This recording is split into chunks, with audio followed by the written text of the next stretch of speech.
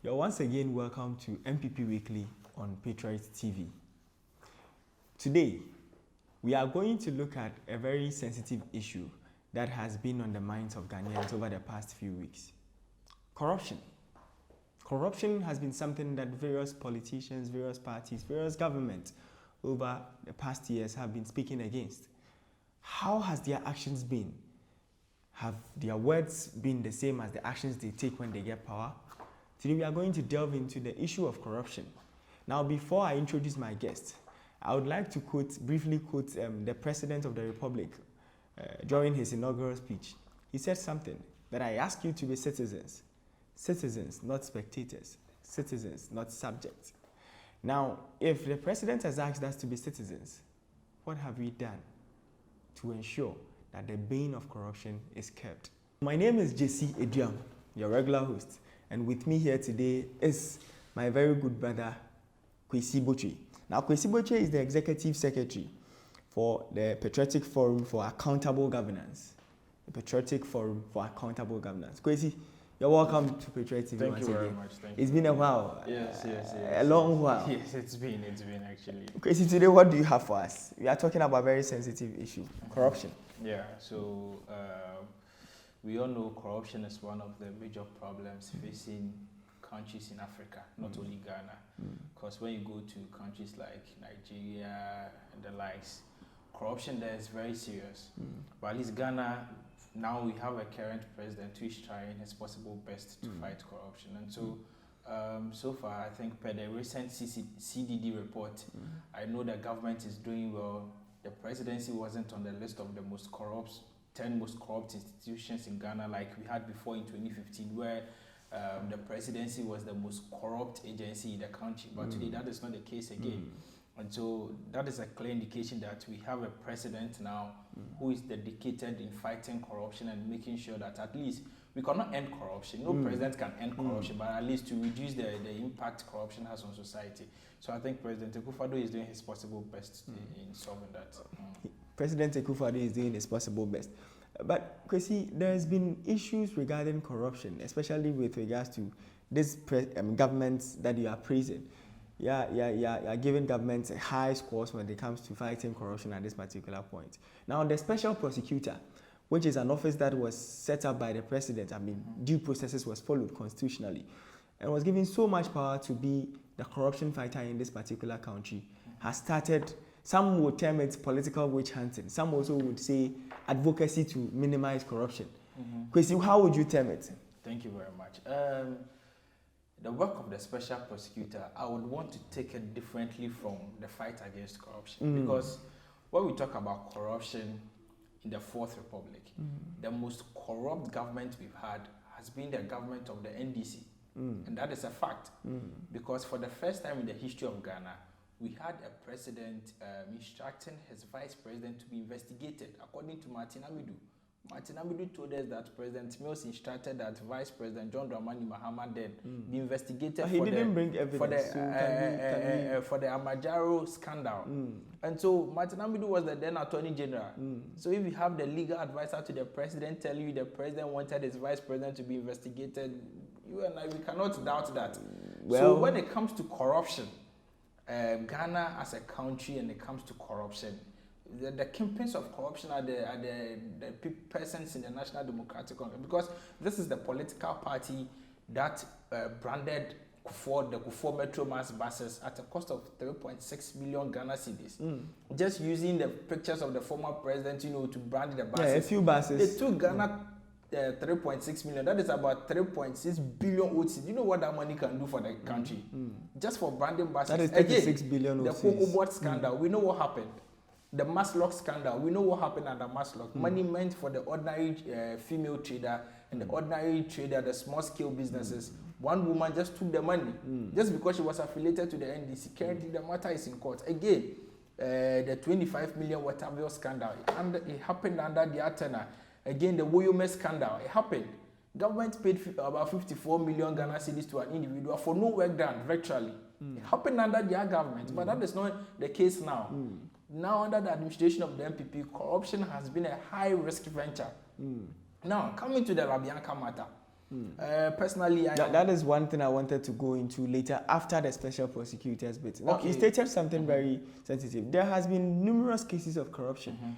Now, why hasn't the office of the special prosecutor put on priority the cases that transpired? I mean, years ago under the erstwhile NDC administration, then down to the current administration, so that we keep record and track of the progress he's making. Other than taking issues, I agree with you because people are also alleging that he's picking on certain people, especially with the Colonel Damois issue and all that. So, what do you make of I think the work of the special prosecutor? The special prosecutor must be very fair in dealing with issues, because when you are a special prosecutor, you are being paid by the taxpayer.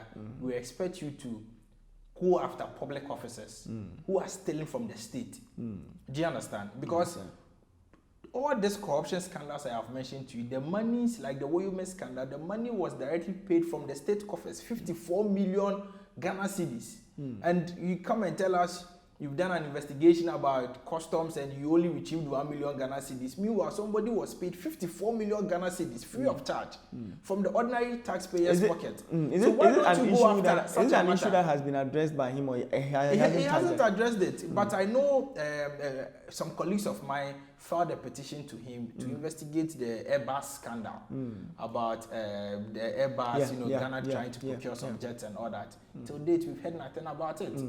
He keeps on telling us investigations are ongoing and all that. But, sometimes when moving straight into the special prosecutor's matter, sometimes when we give powers to certain people to act on the people's behalf, they shouldn't try to use their office to witch hunt others or use it as a mafia unit to make it to scare others. Is that how you see the work of the special prosecutor? That is how I'm beginning to see the work of the special prosecutor. Because if you're a special prosecutor, be interested in matters of national interest.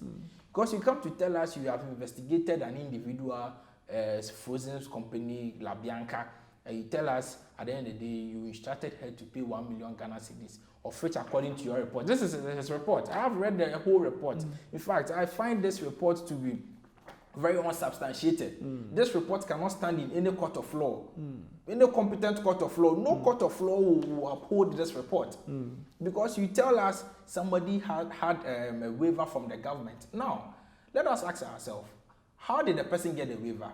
Was it through a fraudulent means? Did he bribe somebody? I mean, it is important we ascertain as to how the person was able to get a waiver. Because if you look at the Customs Act, of which I have here, waivers are part of custom practices. Customs, by law, have the powers to give waivers to their custom. At the end of the day, it is revenue they are looking for the state. And so if somebody can bring in more goods, and they can make arrangements with the person, and the person can pay something to the government, and at the end of the day, the government is getting their revenues, the GR is meeting their revenue target, so be it. Because you cannot, torment people to the extent that they cannot even bring anything to the country again. And how do you get your revenue? So you think that is also, to an extent, because giving waivers, per my little economic, layman's economic knowledge, is to help boost. Absolutely. So if you take section 8 of the Customs Act, that is Act 891, the abridged version, it gives us the customs advance rulings. And when you read it, it tells you Can you take us through it? So it reads, customs advance rulings. An interested party may apply in writing to the Commissioner General for a ruling relating to the tariff classification, custom value, origin of goods, or any activity to which custom law applies. And so this is a woman trading in frozen foods. And the woman felt, I've been bringing 200 containers every month to Ghana. And if I am to pay, let's say, on each container, after paying my freight and, my insurance and all that, I'm to pay a duty of, let's say, 10,000 cedis on each container. And I'm bringing 200 containers. I write to custom that custom, this is what I'm dealing with. I have, opened up everything to them. And I tell custom, at least give me some discount. And custom gives me 5% discount to operate. And now an investigative body comes to tell me that it is corruption. I don't think that amounts to corruption, sincerely. I don't think so. Because if, let us ask ourselves, is La Bianca the only person who has this kind of, advanced rule? I know a lot of companies in this country who have that. kind of rulings, including foreign companies. When they bring their things to Ghana, they pay some less duty and then they clear their things. And so what is the special prosecutor doing? So the special prosecutor in his duties must be very fair and candid. His approach must not be seen to be as if he's using the special prosecutor secretariat to mafia people or to witch hunt people. No, especially when it comes to business people, because you know right now, business people or the private sector, right now, they are the engine of the economy. Of course. They are the engine of the economy. Because this is somebody who in his workplace has recruited over 700 people, directly and indirectly, loading boys and all that, drivers, driving instructors, 700 people. And so if you are dealing with such a person, you have to be very careful, because today, if the person decides that, okay, I'm not operating again, all these 700 people are going to be a burden on government. Where is government going to get jobs for them? There are other people sitting at home also looking for jobs. And so once a business person, a private individual has been able to, bring up something, this is a country that we are always investing and encouraging the youth to engage in entrepreneurship. And this is what we are doing with the implementation of the youth stats. And if this is what we are going to do to our already existing entrepreneurs, then I think we have a long way to go as a country. We have a very long way to go. But, see, that draws me to a very important point. Now, the special prosecutor has brought out his communique, indicating the steps that he has directed the woman to take. Now, the woman has the right. LaBianca, the person that handles LaBianca has the right to also sue him if she disagrees. Does the law permit that? Yes, the law permits that. But what steps has LaBianca taken? The interesting thing is that when you're a business person and you come face to face with a law or a state institution, going into your business like this, as a business person, it would not be a wise decision for you to litigate with the state. It wouldn't be. That is why when the special prosecutor instructed Madame LaBianca, Madame Eunice Barr to pay the monies, she complied after a week to pay. My problem again here is that when you read the report, it tells you that Madame Eunice LaBianca paid the monies to the account of the special prosecutor. This report has made us to understand that the monies were revenues, and we all know that per our laws in this country, the only institution mandated to collect revenues for the government is GRA. That is the only institution, not the special prosecutor, neither the court.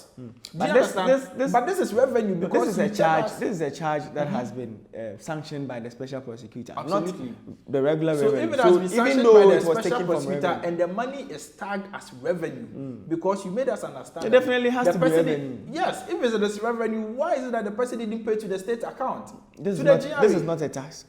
It is a tax, because you tell us it's a tax shortfall, because the person was given a waiver of 1 million Ghana cedis by way of duty. That is tax, and that the person didn't pay because she had a waiver. So is the 1 million? And now you've asked the person to pay that revenue or that tax or that duty. It has to go to the GRA. Okay, so let's help our viewers. Is the 1 million the money that the LaBianca, the owner, Madame Eunice Barr, was supposed to pay back as monies that she actually swept? Let me use that word. No, she didn't sweep it, but because of the waiver, yes, because of the waiver, probably if maybe she was supposed to pay, or it was just the money that she was supposed to pay due to the fact that she had faulted, and then it was a punishment sort of. No, it wasn't a punishment. That was the money she was supposed to pay because of the waiver. So it was a refund. Because special prosecutor said, according to this report, the special prosecutor made mention that the woman had a waiver because she was a GPHA board member, of which I think that is an infantile argument to make.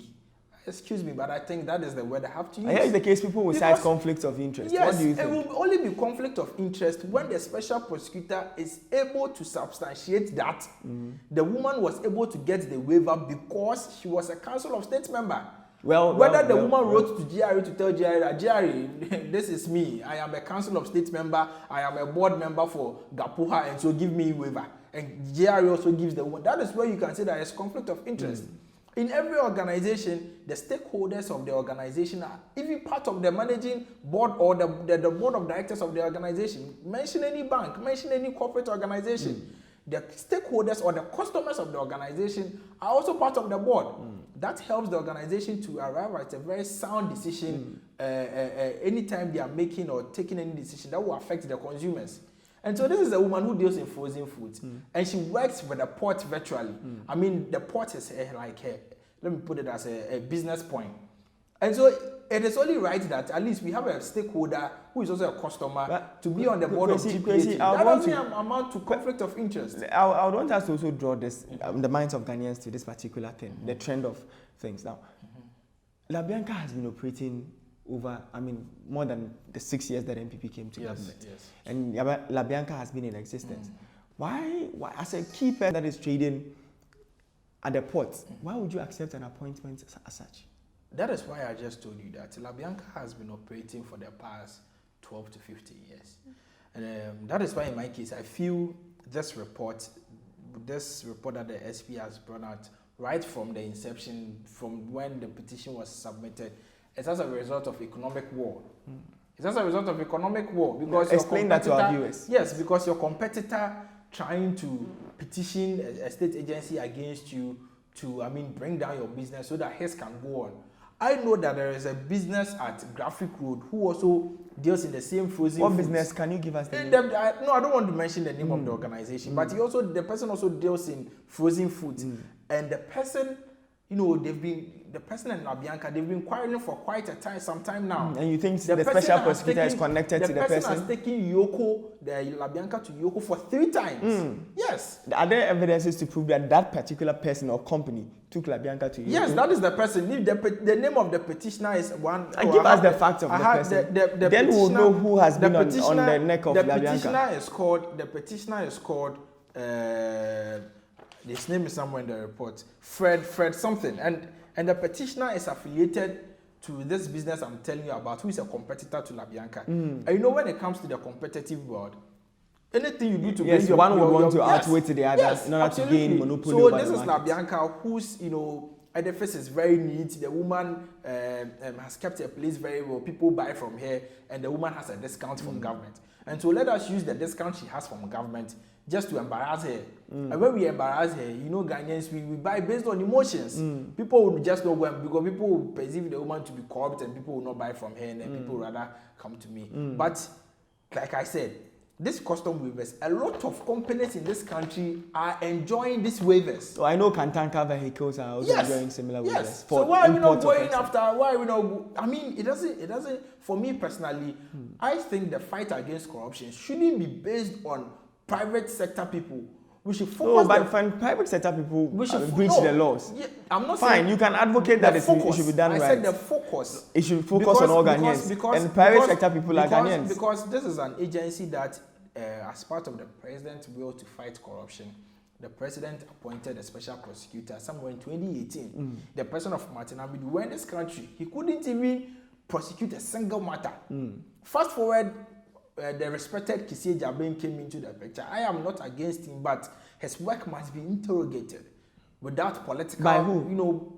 By stakeholders. I'm a Ghanaian, he's paid by my money.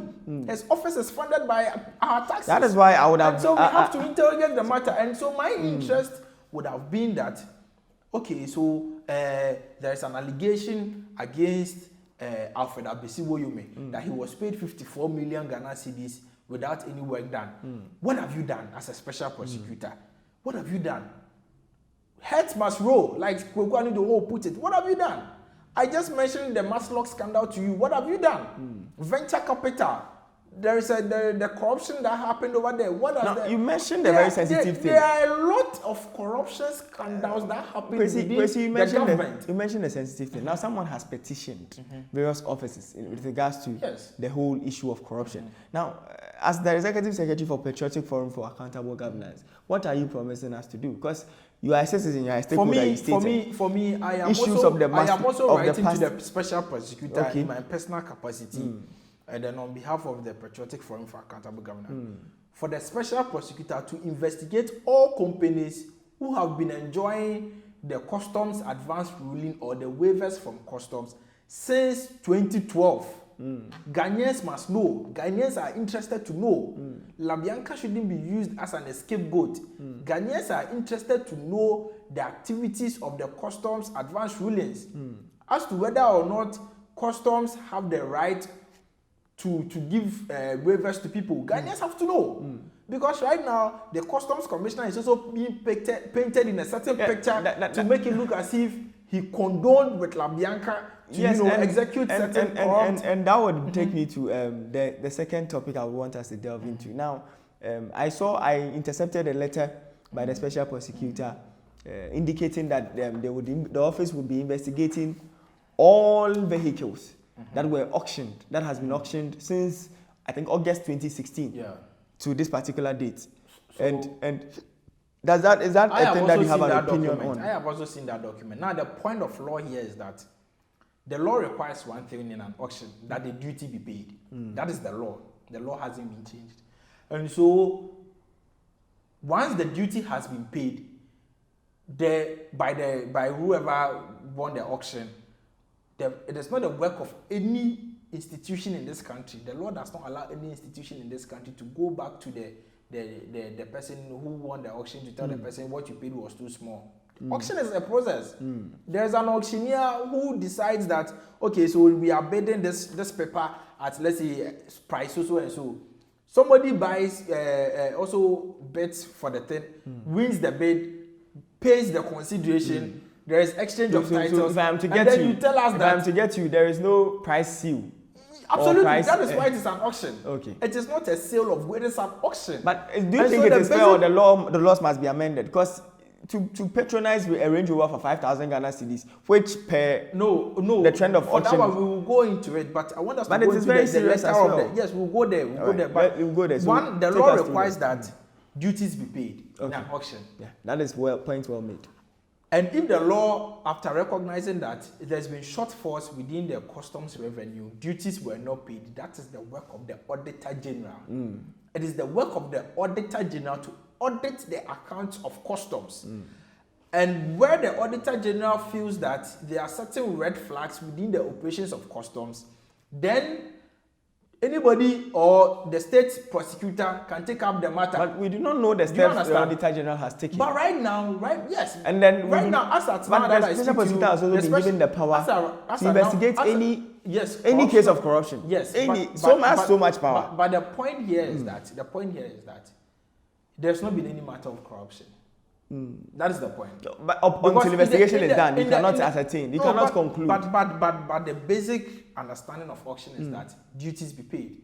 As to whether it could be duties that have not been paid, that were paid in part. And that would not be auction. If duties have not been paid, then that is stealing. A situation where the state warehouse, you don't pay duties. That is stealing. But there are people who have also made allegations that they paid. I am supposed to pay 90,000 Ghana cedis on a vehicle.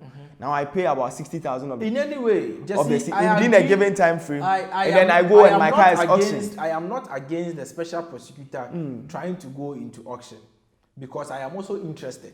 I want to know, because I believe that there should be value for money. You know, right now there is a new business in town. What is that business? The new business in town is that when some of these importers, they bring their products to Ghana, especially those who are throwing stones at LaBianca.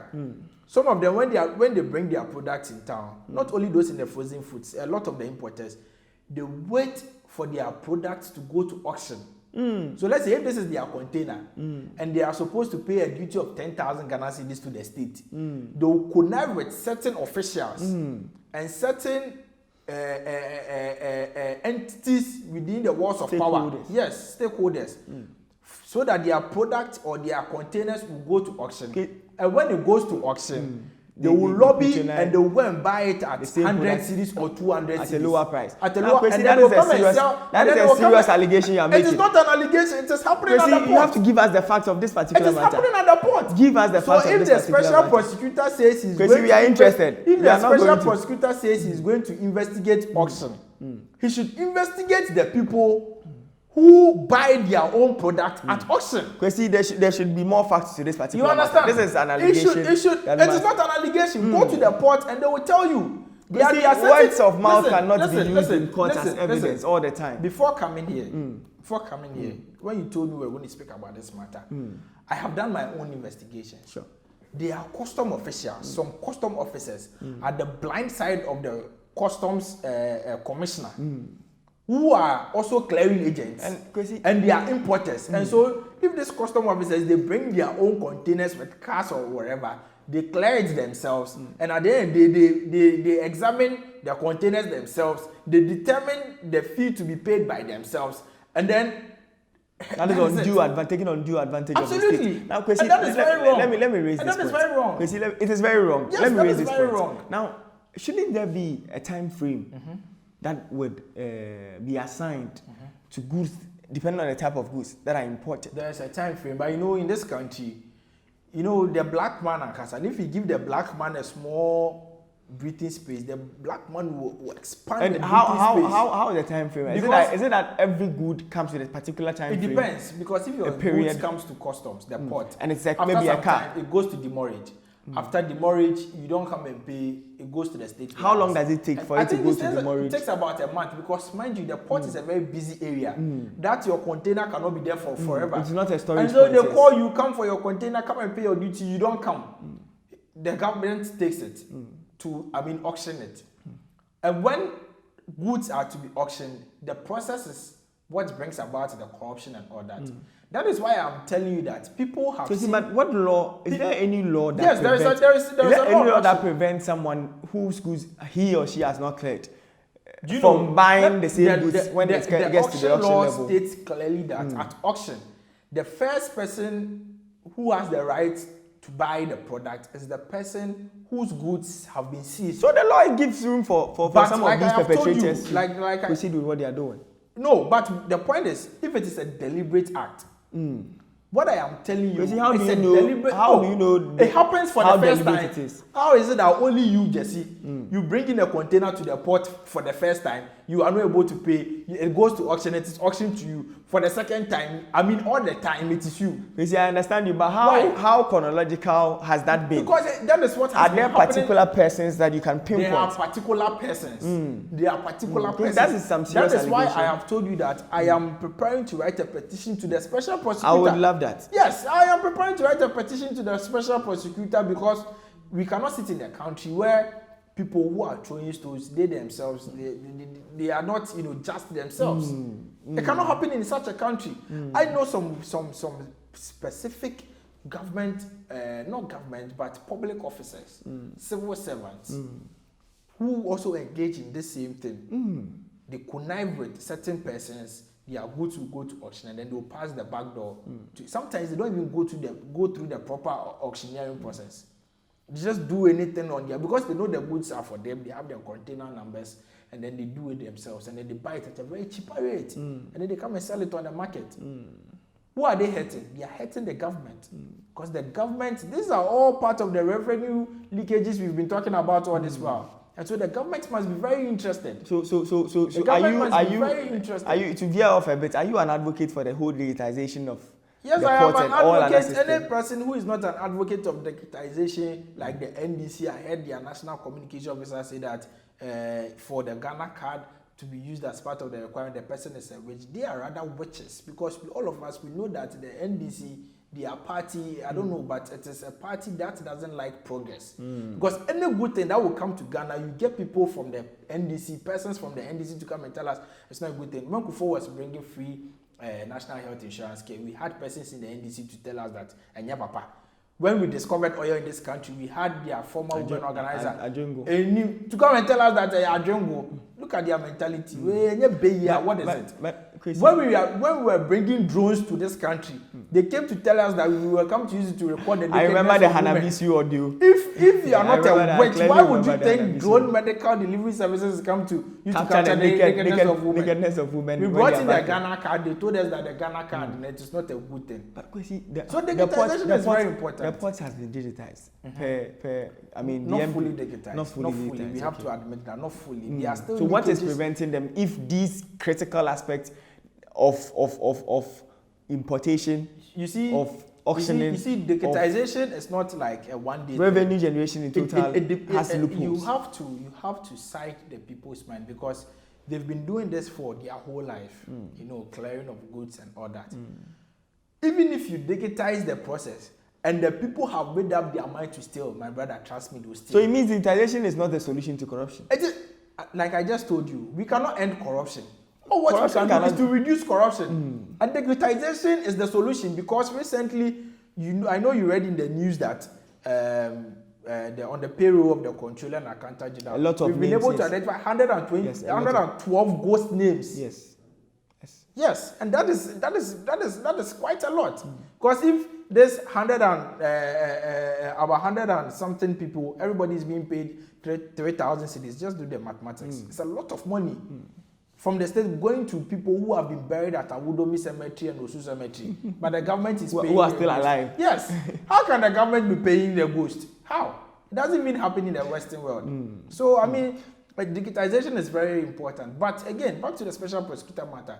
The special prosecutor, we know what he can do and all that. He's a criminal lawyer. I mean, an astute lawyer for that matter. But please, we beg him. A lawyer of criminology. Yes, You say he's a criminal lawyer, my viewers. Okay, a lawyer of criminology. But you know, my interest in is that he should do a very just work for us. He should be decorous. Because you know, Ghana now, whatever you do, people will take your work, scrutinize it properly. And when you scrutinize people's work, they'll come back and tell you that you are rather attacking them. Nobody's attacking anybody. But if you bring up, because what we have done on La Bianca group of companies, you know that it can end their business forever. Do you know that it can reduce their sales? Do you know it can, yes, workers will be laid off. Income will yes, reduce drastically. In fact, some of their suppliers may even not want to deal with them. Absolutely. Again. Yeah. And because you connected the fact that the woman is a Council of State member, you have indirectly indicted the government. That it is because he's a Council of State member under the Kufuor government. I am an advocate of the fact that the law should be clear on certain things. That when you are engaged or indulged in certain transactions, you don't take certain appointments. Yes, but you see, because for people who may not be so the interesting thing here, connecting the dots would appear very logical to them. You know the interesting thing here? The woman, Madam Eunice, being a Council of State member, was not appointed by the president. The Constitution makes room for persons being elected onto the Council of State, and the woman went for the. No, I am referring to the GPHA board. No, she's a stakeholder of GPHA. She's when you go to NLA, there are lotto forecasters who are board members. Yes, who are part of the board of NLA. Not only NLA, go to EcoBank. Professor Prempe of, I think, CDD also, he's a board member of EcoBank. Is he a banker? He's not. Kwesi Prempe. He's a board member of EcoBank. I mean, because he's a stakeholder of EcoBank, he's a customer of EcoBank. Whenever EcoBank sits by there. So you are saying that La Bianca, Madame Eunice became a board member of GPHA by merit. By merit, yes. Because she is a stakeholder. And nowhere in the special prosecutor's report was he able to substantiate that because the woman was a GPHA board member, that was why she got the tax waivers. That wasn't the reason why. That hasn't been established. Your final words on the special prosecutor. So my final words on the special prosecutor. Give me 3 recommendations you would give him. 1. My first recommendation to him is that he should properly investigate the people he's working with in his office. Because I have received some information that some of the people he's even working with in his office are not even qualified to be working with the special prosecutor. And that is an allegation. So that's why I said some of the information I have received. So it is alleged. I want you to choose your words carefully. The special prosecutor's office, before you can work there as a deputy commissioner, as a director, it is coterminous as a commissioner of police. And if you go and recruit somebody who was an ACP, not yet a commissioner of police, and you make him a director of the office of the special prosecutor, is that not what I'm talking about? So clearly the person is not qualified. Can you mention the name of the person? I hear one, Mr. Basintele or something. But like I've said, I'm writing a packed report, a petition to the special prosecutor. So my first recommendation to him is that he should investigate his own office. He should clean his own house. Secondly, he should stop traveling too much. The special prosecutor we know nowadays has been traveling. Because do you have records of that? It is a matter of public record, Jesse. Traveling within the country or out of the country? Out of the country. As I speak to you currently, he's not in the country. Maybe he's working on cases. The most important thing is there are corruption matters in this country that we are always smelling around. We are talking about business corruption. Country. No, we are talking about business. We are talking about businessmen and women who also deal with other companies outside. And Probably so, there may be and so- documents that details the exact amounts of certain transactions and all that. Oh no, but you can just subpoena them to come to Ghana. Do you need to go there? But you cannot force them to come. You can. You can, working with the Interpol and all that, you can. You can. You don't need to travel Okay. so if the court needs you in Accra here, must the judge travel to wherever country you No, are? that to is come not. That is not Yes, the case. they can subpoena you. Because There your are third court processes. advice. So my third advice also to them is that the special prosecutor, we all know what he can do. And so he should deliver and do a very good job for Ghanaians. He should do a very good job. His office shouldn't be seen as a mafia stick for others. His office shouldn't be used as an office to witch hunt people, to make people feel uncomfortable. His office should do a very diligent job when it comes to corruption. Corruption is a very risky matter.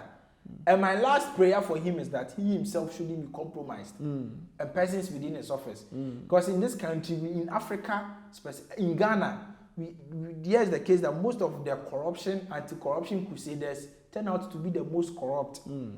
You see somebody saying corruption is not good, corruption is not. You go deep down, the person is the most corrupt person.